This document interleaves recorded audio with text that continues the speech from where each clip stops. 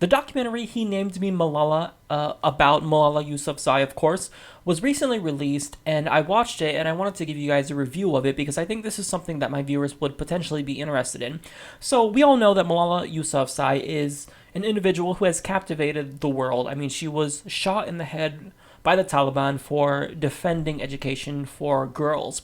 And she survived it, and now she's dedicated her life to fighting for education. And basically, what this documentary does is tell her story. Overall, I absolutely loved it. I would recommend checking it out. I don't necessarily know that it's one that you should purchase, but it's definitely worth watching one time. So basically, they get into more specific details. She tells the story of how she was shot by the Taliban, but it's not necessarily just about that. You kind of get to know Malala on a personal level, and you realize that, even though she's so inspirational, she's just a kid still. I mean, they talk about how she fights with her brother and whatnot, and her brother was talking about how, she hits him and she's naughty sometimes. And I thought that that was really nice because it put a more human feel to Malala, because we all kind of look at her as like this. We put her on a pedestal because she seems more mature for her age because of what she represents and what she's fighting for, but really this is just a kid. So I like that it kind of reminds you of that fact that Malala is just a kid. I mean, she's the same age as one of my nieces. So I like that we really got to know her more personally, and I liked hearing her tell her story.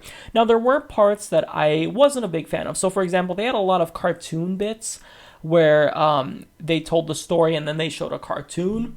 But I think that this was too flowery. They put like the emotional music, and I would have liked just hearing it from Malala. Like, for example, it opens with a cartoon of saying, what the name Malala means and why her father named her it. But I think that if we just saw her father or her talking about it, it would have been more powerful. So I wasn't too big of a fan of the cartoons.